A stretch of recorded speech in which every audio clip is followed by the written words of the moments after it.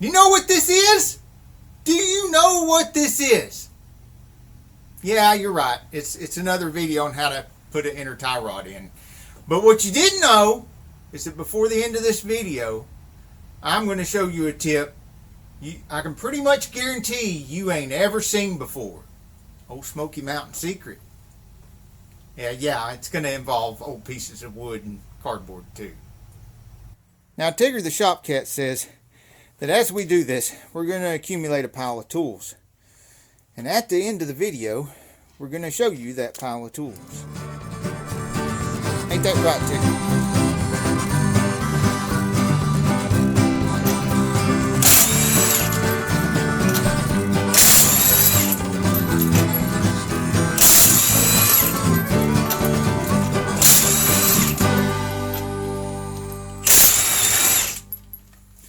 I'm going to get the wheel off.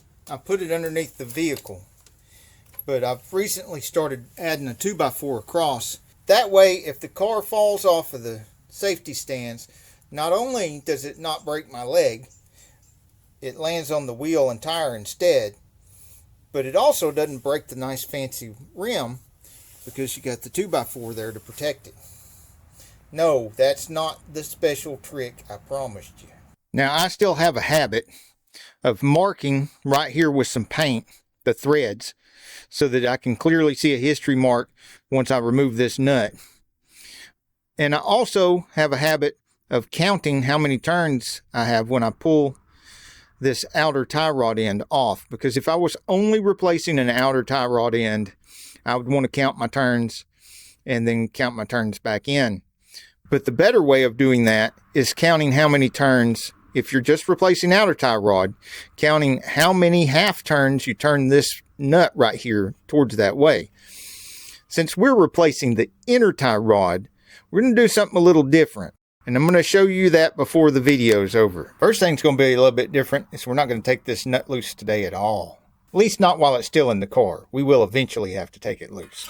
Okay, so I'm going to take this clip loose, which takes the place of a cotter key, but it's reusable.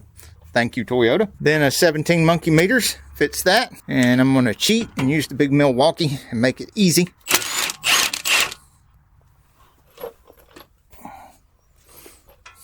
Then I'm going to take my pliers and grab that pinch clamp and bring it on down, all the way on down, right there out of the way. And I'm going to push on that boot to see just how hard it is right now. See if I'm going to need some lube or something for it. Yeah, I'll spray some lube on that a little bit, but it's pretty cooperative. Now I'm going to show you a trick. No, it's not the secret trick I promised you, but it is another good trick for this right here. Take this nut, put back on here. I know it's weird I'm putting it on upside down, but the reason will be revealed in just a second. You will see the pure genius of this if you hadn't already seen it. Wait for it. Okay, that's kind of flush. This is sticking up a little bit. We don't want that. That is flush. And we'll go another quarter of a turn. So it's not quite flush. Now, on some cases, you can get away with using a wooden mallet. I ain't usually that lucky. I usually got to take 2 hammers. Let's tilt this up to where you can really see. Second hammer. And did you see it drop down a little bit? See, now it's loose because it dropped down a little bit. That means we can go ahead and take the nut off. And if I had made any damage to the threads, then the act of taking the nut off would straighten out those threads. And because I used 2 hammers and I beat on the hammer instead of beating on this, that usually protects it. And the fact that the castle nut is upside down protects these delicate little castles from being bent. And look how easy that just fell out. Because I didn't use the fork, I didn't fork up the boot here. Now I have one drawer full of screwdrivers that I use as screwdrivers, and another drawer full of old screwdrivers that I use as pry bars, chisels, and screwdrivers. And one of these things is going to help me on the next trick. Now, one tripod's way too short and the other tripod's way too long. So I'm going to have to hold this in here and show you what we're up against. You see that little divot sticking out from that clamp? I got to get the screwdriver tip down in that divot and twist. Doesn't matter clockwise or counterclockwise. As long as I twist and pop that loose so I can get that clamp off of that dust boot.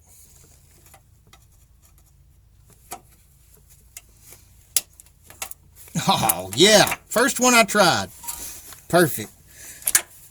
Look at this sucker. Just a cheap long screwdriver from one of those discount part stores. And it just popped that sucker loose first try. I'll show you what it looks like with the tip in there. See that? You can see it. It's twisted and popped right loose. Now I can get that boot off.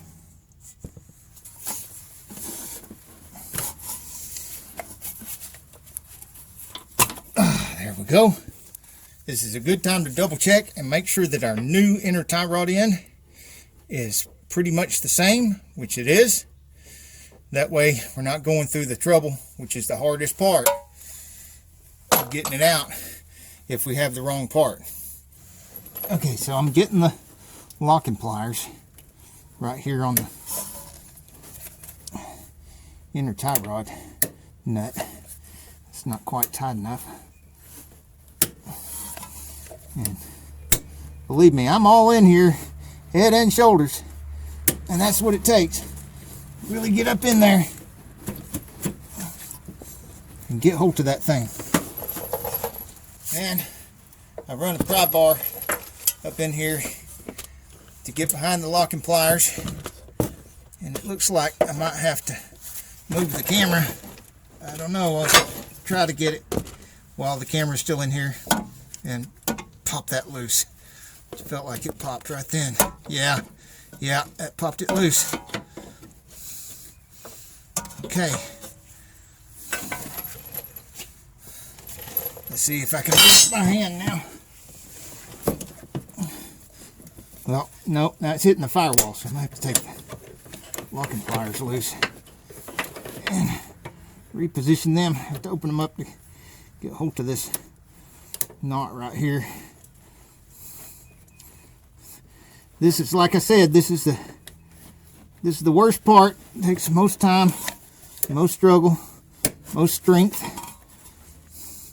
and the most creativity. There we go. Look at that. Now it's coming. Now they do make some tools, and I have one that wraps around this, but I would have had to take this loose, and I don't want to take that loose. And you'll see when I show you the trick why I left that together, because it's a big asset when we get to that point. It's going to be awesome. So let's get her on out of there. Right there. Okay. It's supposed to be a washer there. Somebody left it out. Now here I've got a very fine Sharpie because I need to make a very fine line here. And can either take some longer 2x4s like this and make a little bit of a box and put a piece of wood on the end to make a corner. But since I already have an open wall here and I already have the corner that I need, just need to clean that off good. Set that right in the corner. Push it up against there. Make a very good mark right where I need it to be.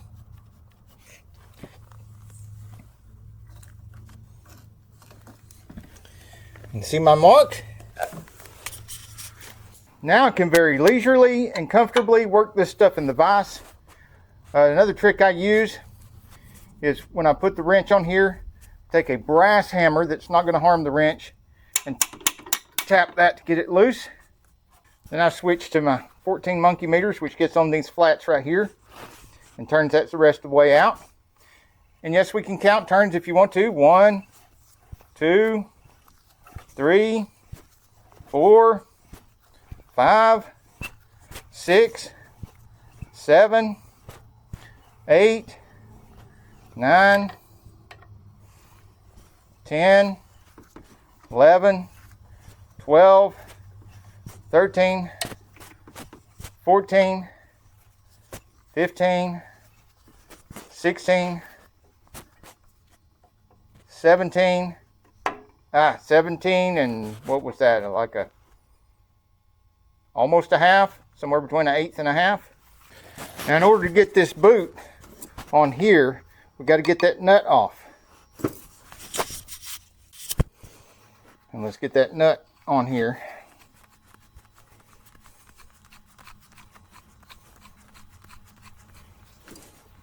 And because I have a paint mark on here, we can get kind of an idea of how far we need to go.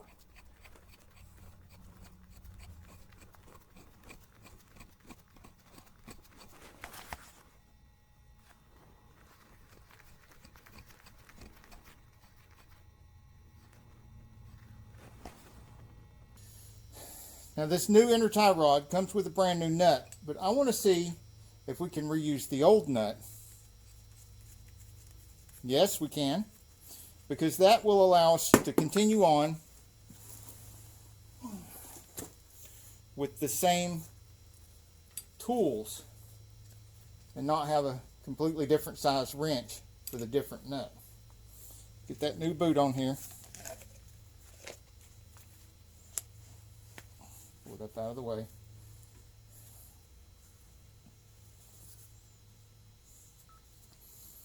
And let's get that nut on here.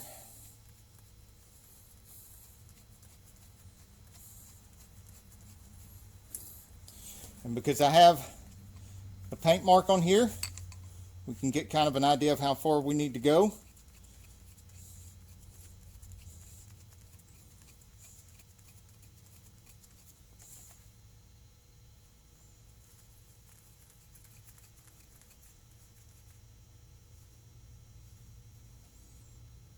About right there. Just about right there, isn't it?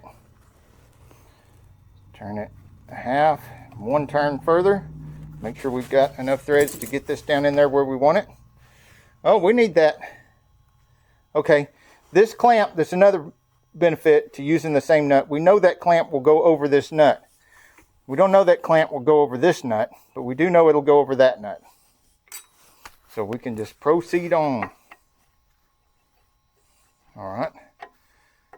Get it started is like that quarter turn. Okay, now does anybody remember how many turns that was?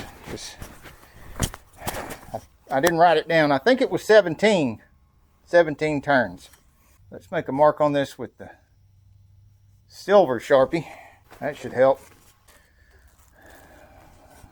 1, 2, 3, 4, 5, 6, 7, 8, 9, 10, 11, 12, 13, 14, 15, 16, 17.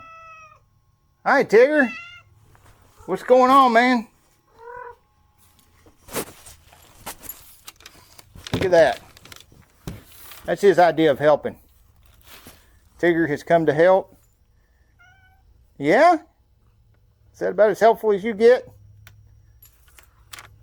Okay. All right, now I'm not going to lock this nut down yet because we have a place to double check this so that we'll know whether we have the distance perfect from here to here or not. And let's go check that now. Take these tools and put them in the pile of tools that I'm going to show you when we're done.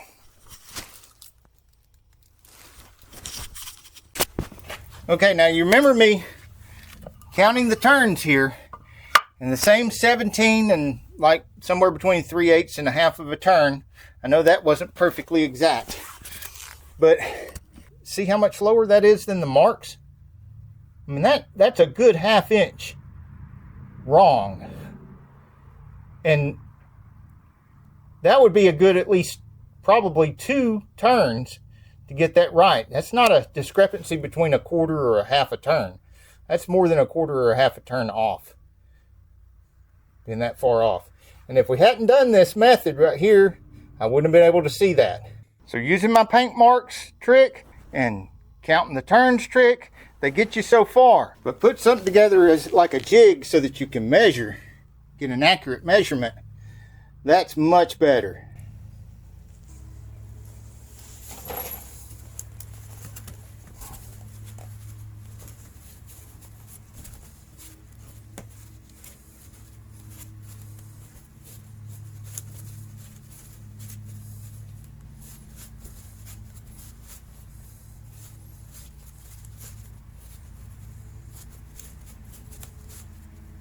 Now, because that other one was missing this washer, and that washer is going to go on the end and it's going to take up a little bit of space, it's going to make this space a little bit different here. So I'm run this jam nut down to where it touches that washer, making sure that this doesn't move. Get there to touch that washer, and I know this washer is going to crush a little bit, so I'll turn that jam nut a little bit more. Then I'll take this over to the vise, turn this enough to where the jam nut just barely touches, and then tighten it down.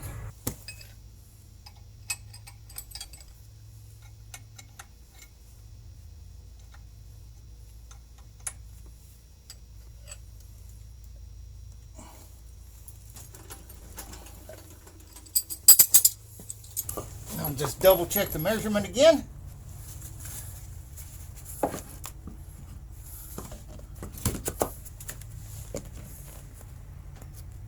And we're golden.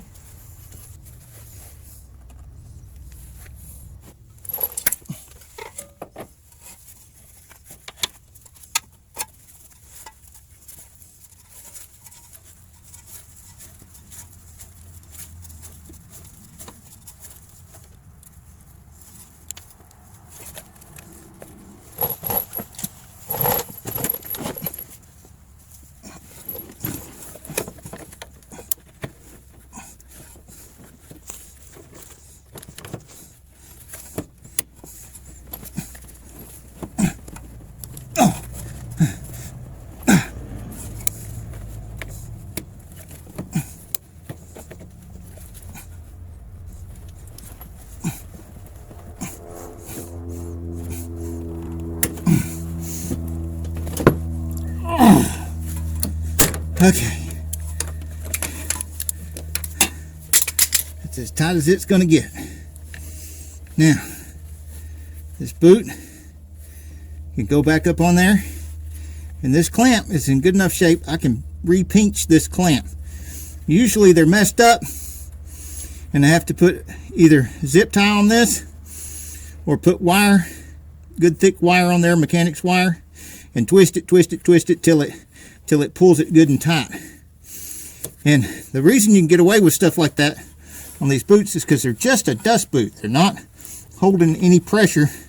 They're not actually holding any fluid or anything in there.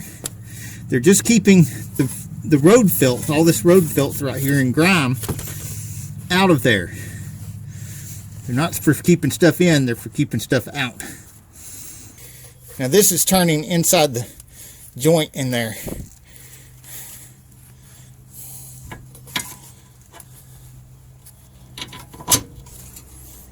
Before I forget, I need to get hold of that clamp right there. Turn it where I can really reach it. There we go.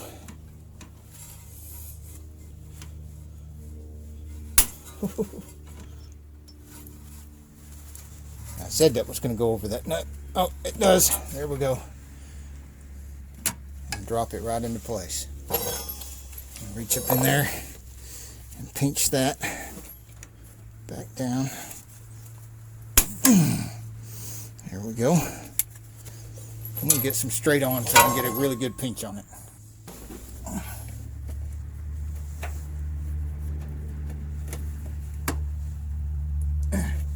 Okay. I'm going to pinch this back down too, make sure it's got good enough spring to it.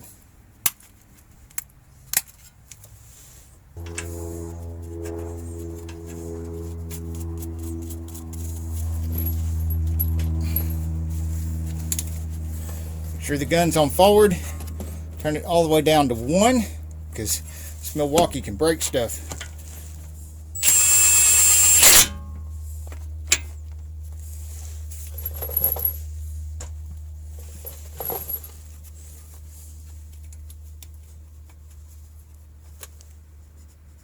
Looks like it needs to go just a tiny bit more clockwise.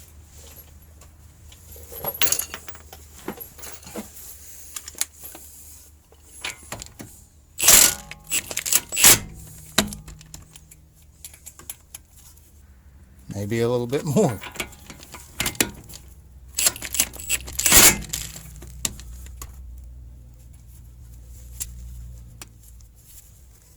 Yeah, there we go. That's coming through. And then turn that down where it can hook. See how that hooks on there good?